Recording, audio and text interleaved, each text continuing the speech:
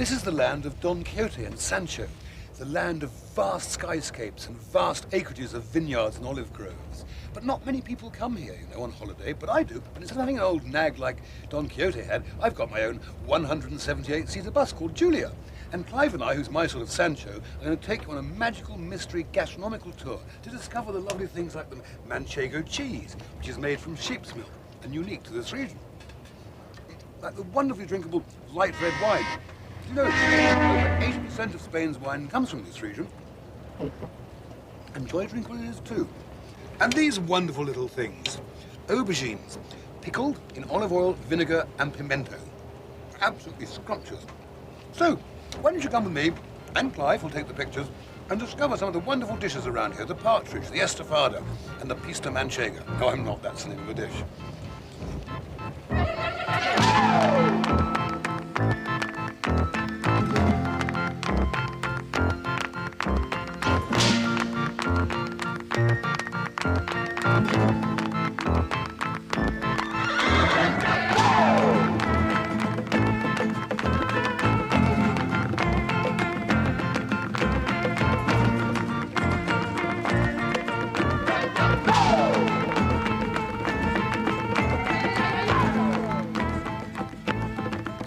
Wine in Spain comes mainly from the plain. Oh, yes, it does. It really does. And most of it, dear gastronauts, comes from the Aran grape, the most common in La Mancha. Now, my director loves vineyards and grapes and grape pickers, especially if they have long, flowing raven hair, and asked him of hip. Anyway, he said, stop the coach and see if they'd like some lunch. Anyway, I shot into the local supermarket and bought a few ingredients, chatted to a few bar owners, and came up with a classic dish of La Mancha, which is called estofada de patatas, stew of potatoes. But in fact, it has more than just potatoes in. So often, as with Spanish cooking, it has tomatoes and peppers. In fact, Clive, why don't we spin round the ingredients and show the viewers exactly what we've got? So down here, if you would, please, to first of all, our finely chopped red and green peppers, over to here to some lovely sliced potatoes, some little cubes of meat, which I've already fried in olive oil and garlic, a load of tomatoes, and underneath there, back up to me when you've looked at it, under there I've got some meat stock. Anyway, we've also got, Clive, back over here, obviously some olive oil, salt, pepper, lots of garlic, and that's a grape tractor just starting up behind us. They are actually picking grapes here at the moment, so we have to let them carry on with their work. But the whole essence of La Mancha really can be summed up in this little box here. Difficult to see, but it is the fabulous and expensive saffron. And on the 23rd of September each year, thousands of children and mothers and fathers and uncles and aunties and grandparents go around the place picking little stamen from the crocuses, or the croci, in case you didn't know where saffron came. Anyway, that's enough whittling for me. Let's do some cooking. Here, Clive, already in the pan with some lovely Spanish olive oil, some finely chopped onions, okay, turned to their golden brown. Then we add our red and green peppers, like that. This isn't getting the usual sizzling effect you'd hope for, but we are in the middle of a field and the wind is blowing the gas and it's cooking very intermittently underneath there. Anyway, we put those in. Then we add our tomatoes, which have all been peeled and cut up into small cubes. And we sweat that right down for about 20 minutes till we just have a lovely, smooth, rich pepper, tomato and onion paste. Okay, big fat close-up on that, please, Clive. Now, the Aran grape is quite unprepossessing.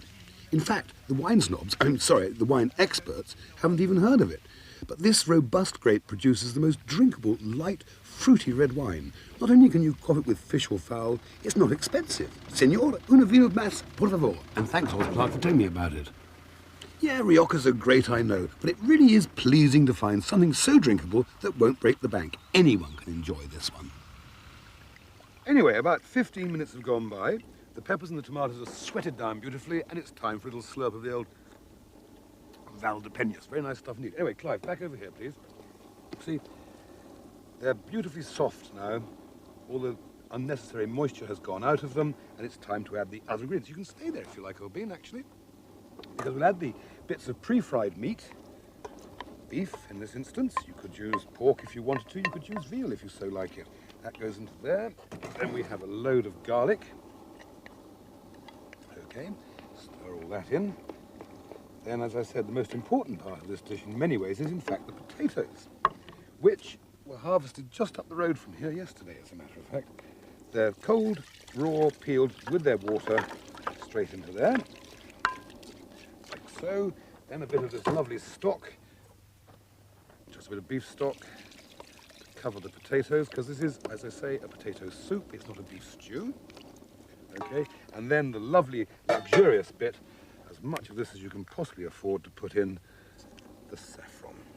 Because when this dish is finished, it should actually reflect the colours, the rust reds and the ochre of the La Mancha landscape. And there we are, that's in its fairly raw state. The lid needs to go on. It needs to cook for about 40 minutes now. And the next time you see it, it'll be in the hands of smiling but hungry grape pickers. Right, lid on, where's the lid? There it is.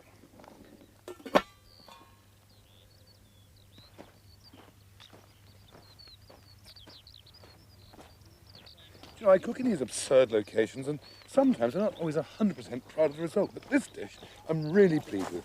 It does reflect the area, the wonderful flavours of saffron, peppers, garlic, beef and potatoes, and it's substantial, wholesome and wonderful. I hate these sequences where I have to serve it up. Even after all these years, I still get very nervous. And I'm quite convinced, because this was and is a spontaneous gesture on our part, these people think we're playing a joke on them. After all, how often does this happen? An Englishman arrives in the middle of nowhere from a great big coach and offers to cook them lunch in the middle of a vineyard. They must think I'm barking mad. But you know, it made them laugh, and if a good, honest plateful of food can put a smile on someone's face, then it can't be bad. In fact, although they regarded me as mad Englishmen, they really liked it. Está filmando, si no, no me filmé que voy a hablar ahora. Yo el cocinero, que está bueno, ¿eh? Está rico, sí. Bien, lo que pasa que para nuestro gusto está un pelín soso. Except, of course, I didn't use enough salt, and they preferred the gravy or the sauce to be drier, and while we're at it, they thought I'd been a bit mean with the spices. But they all came back for seconds. They really did. They did. They really did.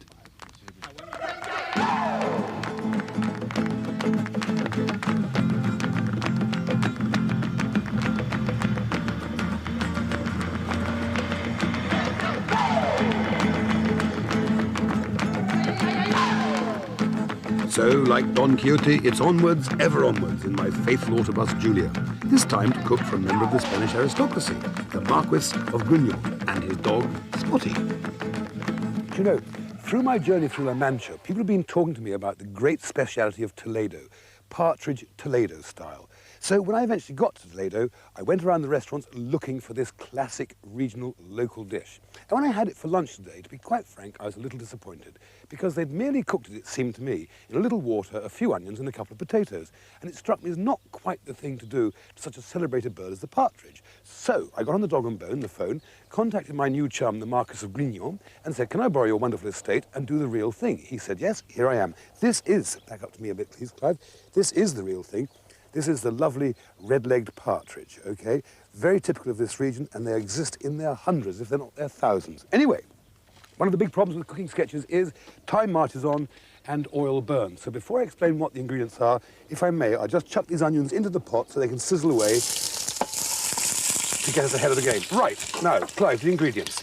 Quite simply, some partridges, plucked, drawn, and cut in half, a couple of bay leaves, and some cloves, some garlic, some flour, some stock, some white wine, some vinegar, and this I see you linger on is, yes, it's chocolate, because we ultimately thicken the sauce with some chocolate, which wouldn't have happened here, of course, before Christopher Columbus discovered America and brought back some of these new things from the New World to the Old. Anyway, next thing we must do is put our partridges in there and brown them off really nicely in very hot oil, along with the garlic.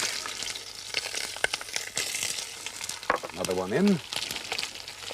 You know, they pile the pressure onto me on these programmes sometimes. I was just worrying about getting it nicely golden brown when they whispered to me that the Marquis is in fact the president of the Spanish Gastronomic Society. That's really helpful, isn't it? So I must make sure that this is super duper. Right, those are nicely browned now. So we put the rest of the ingredients in. Firstly, little black pepper and sap to season it nicely. Then we make a very light roux with some flour into the olive oil and onion. Small amount like that. Now I haven't, back up to me please, Clive. I haven't added any salt because I'm using stock from a little packet, so I didn't have time to make any. And stock packet is sometimes a little bit on the salty side. However, a little bit of chicken stock into there like that.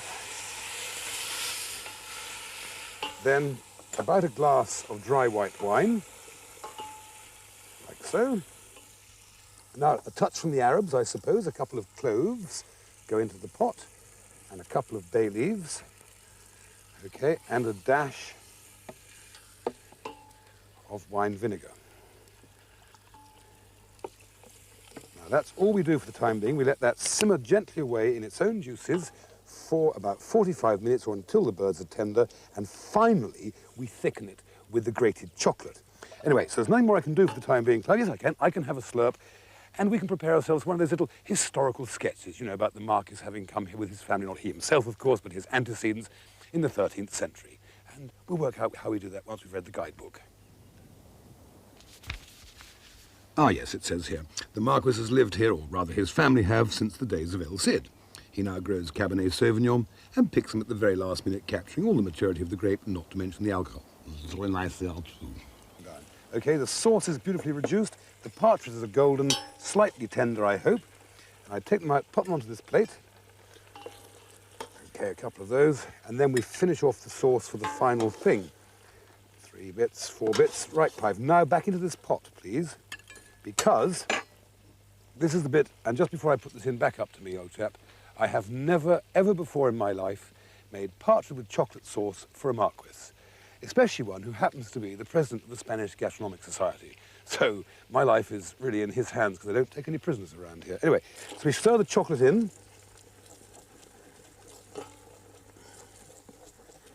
Now, Marquis or no Marquis, I'm going to have to taste this with my fingers because... Hey, let's hope we're of one mind, because this strikes me as amazing. And the sauce, big fat loving close-up on this, Clive, please. The sauce over the partridge, that rich, dark sauce. There. A loving close-up, and the next time you see it, we'll be either laughing and enjoying ourselves, or we'll be looking stony-faced at me. Spotty, get down. What do you think? Excellent. Really? You've done very well. Because this is something I eat very often here. But do you usually have it with a slightly chocolate-flavoured sauce? Certainly not. This is a new idea. And we're, of course, going to put it into use in the future. Tell me, what are the main influences of the food here in La Mancha? It's a vast area, isn't it? Mm-hmm. La Mancha, of course, game is very important. See, get down. It's a very good area for partridges, which we're eating, for hare, rabbit, and then for deer and wild boars. So I would say, of course, cheese is also a very important element. Manchego cheese, which comes from sheep. And, of course, oil, wine are major ingredients of the gastronomy of central Spain. It's very simple food, but I like it, and I think it's very healthy, though. Yes, it is said that even though the Spanish sort of drink a lot and smoke a lot, because they eat so much fish and so much olive oil, they have one of the lowest heart attack rates in the world, which is very pleasing, isn't it? In fact, what they call the Mediterranean diet, which is what you eat mostly in Spain, which is basically oil cooking and a variety of food. I think the great thing about Mediterranean food is it's very varied. So actually you take an intake of most of the major vitamins and elements. And they say now that it's the most balanced diet in the world. Doctors are recommending it all over the place, including America. You're looking certainly very healthy, right? Tell me about your wine that you make here. It's the first time I've had it. I found the sight of these windmills awe-inspiring, and maybe Cervantes, Spain's most famous writer, could well have laid eyes on these very windmills himself. He never set out to be a writer. He was a soldier who was wounded, so he turned to writing to make a living. He was probably on his way home after a particularly agreeable time in the local bodega, Having consumed the odd glass of Tinto, he decided that if you close one eye and squint, then these windmills do in fact look like a lot of giants. And so the famous Don Quixote and his wonderful search for chivalry in a world of changing values was born. Well, it's just a thought. Toledo, the old capital of Spain, and today it's still a fine monument to Arab architects. It was renowned for religious tolerance, where Jews, Arabs and Christians have lived for centuries, worshipped and worked in harmony. It wasn't like that in the olden days, though. Much of Toledo's history is drenched in Spanish blood. But more of that later. To cook my lunch today, I've borrowed the corner of a very busy restaurant kitchen. It's one of the classic dishes I want to cook today, a salt cod fish stew. Now, Clive, they want me out before midday because they have to serve lots of people. Quick spin round the ingredients, please. First of all, with the salted cod, okay, which I've had soaked in water overnight to take most of the salt away from it. Over here, some spinach, some chickpeas, which have been soaked in water overnight and then partly boiled, some potatoes, some very important things here, some fried croutons of bread and some garlic, and over to this way a little bit, and some saffron, because, Clive, back up to me if you would, we go back to this very important Spanish thing, the picata, this pestle and mortar job where they use things like almonds and olive oil and garlic, or in this case, bread, garlic and saffron to make a paste to thicken the sauce. So, close up in here, I've been working at this for some time now. It's just toasted or fried bread, crushed garlic, olive oil, and a load of saffron. And that just gets pounded and pounded away till we have a wonderful paste, okay? Well, you could watch that for hours, but I haven't got the time to do it for hours and hours because I must get on with the dish. So we'll take the chickpeas over to this side here where we have a pot full of olive oil. Some chickpeas in. Stay there and I'll bring the cod over. Then we pop in some salt cod and saute that very lightly in the olive oil with the chickpeas. Similarly, we bring in some lovely spinach and pop that in, like so. Stay with it, Clive. Okay. Then some potatoes.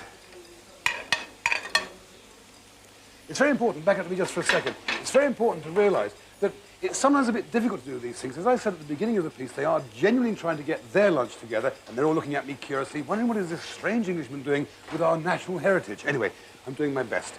Into that, there's the gas. We then add a little water. Now, at the moment, that looks about as attractive as a National Health Service Friday cod meal for someone on a very serious diet, doesn't it? But the thing that will change it, the thing which will bring the sunshine into it, is the picata. Now, this is the picata. Oh, and this is also extremely heavy. Right, it's the saffron, the garlic, the olive oil, and the toasted bread. Almost at once, the colours begin to change. And now, as that simmers away for about 25 minutes until the potatoes are cooked, until the cod is nicely and firmly succulently fleshy, it'll turn into a rich golden stew. The cooks are making lunch, and this is a stew made with brawn. Oh, and this with beef stock and bread and loads of garlic, and it's served with an egg. It's good to see that old peasanty dishes like these have a place in the kitchens of Toledo's top hotel.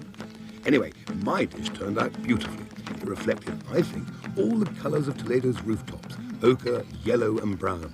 And it smelt divine, a veritable Toledo on a plate. Absolutely delicious. Now, children, we know what the Romans did for Spain. They brought olives, garlic and wine. But what did the Arabs do for Spain? Well, they brought us rice. Yeah, rice. Yes, rice, fair enough. Without that, there'll be no paella. Citrus fruit. Yeah, oranges and lemons. Yeah, citrus fruit. Yes, well, that's the way you can have your salt cod and lemon and orange salad as an hors d'oeuvre, yes. Almonds? Almonds? Yeah, almonds. Yes, lamb with the almond sauce, that's right, yes. And cumin. And cumin, yes, exactly correct, to flavour some of the slightly curry-type sauces they have in this country. Spinach? Yeah, spinach. Indeed, yes, spinach is part of this wonderful dish I've cooked today. But who gave us saffron, the very essence of the colours of Spain and the colours of this dish? I don't know. No, it was the Phoenicians. God, who'd have thought it, the Phoenicians, eh? Clever dick. And what was the Greeks? Are you sitting comfortably? Good. Then I shall begin. Once upon a time, the Caliph who ruled Spain was getting really cross with the Christians who kept threatening his position, his power, and his place. So, to get rid of them, he invited them, 5,000 of them, to dinner. But instead of giving them grouse on the lovely tables of the castle, he dug a big trench, chopped off their heads, and buried them. And that was the end of his problem with the Christians. At least that's what it said in the boys' bumper book of Spanish history. Anyway, from the old capital Toledo to Madrid. Now, a little confession here. Call me a silly old chump if you want, but I'm not really all that impressed by capital cities.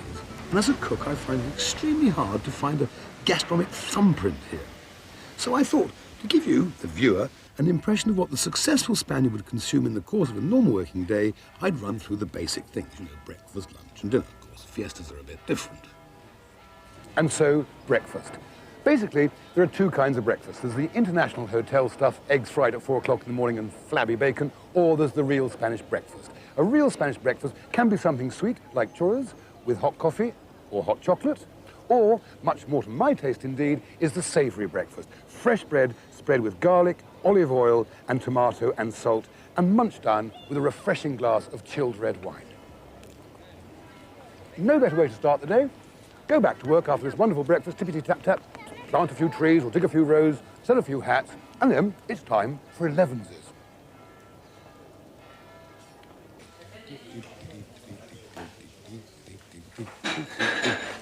And 11s, well, after a hard morning in the office, they can be anything you fancy. Patatas bravas, potatoes in mayonnaise, calamares, some simple bread, some octopus, or, because I've had a very difficult morning, really bashing it out on the typewriter and the air conditioning went down, I'm going to have some little boccheronis, little fillets of fish marinated in olive oil and vinegar. Washed down with a refreshing glass of chilled vermouth. And you know, it's nearly lunchtime.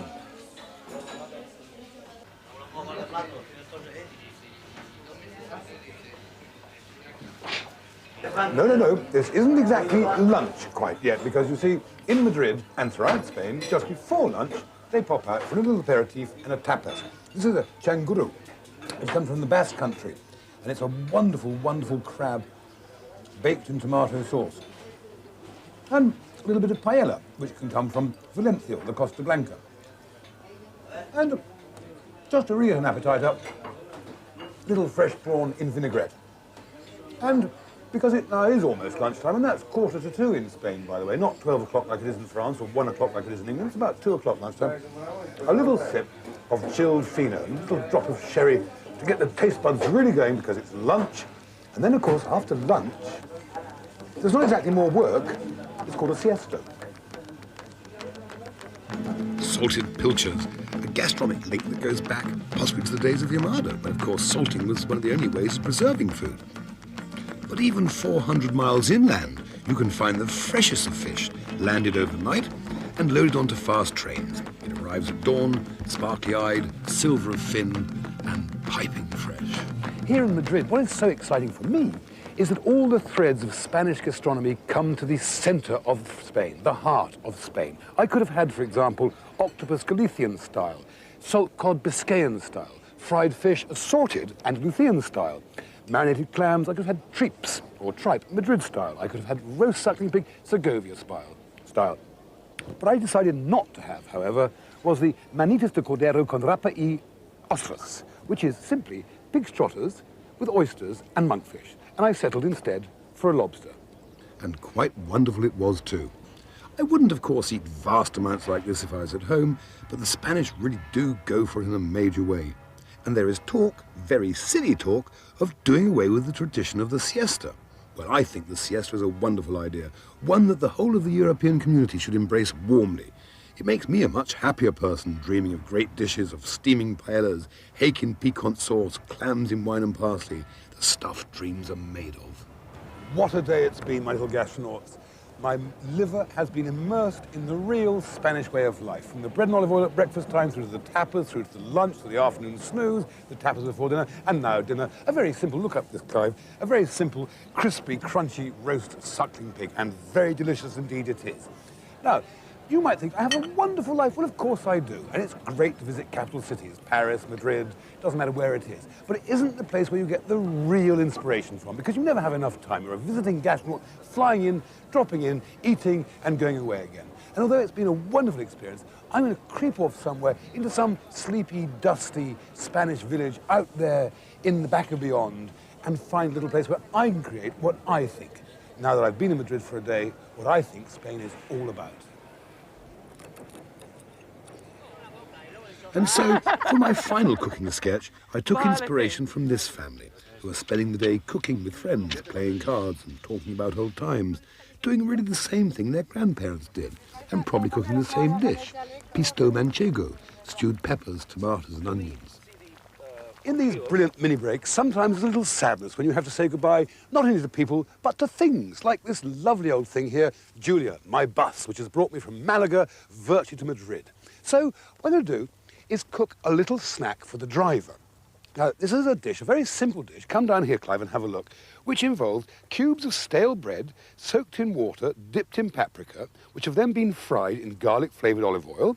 Okay, it also has chopped mountain ham, it has fresh farmhouse eggs, little bits of fried bacon, and some fried onion and garlic. Now, back up to me. Very simple, you might say. Very simple indeed it is. It's a dish which comes from Andalusia and is well known throughout Spain.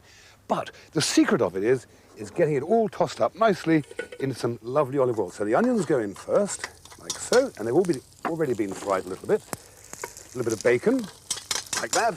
A little bit of mountain ham. Okay, quickly shirred round like that, as the Americans might say. Then you toss in your cubes of bread, and of course it's at this stage that the bread takes on the flavour of the ham, the garlic, the paprika, and the bacon. Right, now that is all but it. Simple, you might say. It is very simple. Okay, that's the base of it. But then there's the tricky bit, the bit of frying the eggs. And in 7 years, you know, I've never fried an egg on TV. Let's see what happens. Clive, big close-up here, please. Hot oil. 1 egg. 2 eggs. Now, back up to me a second.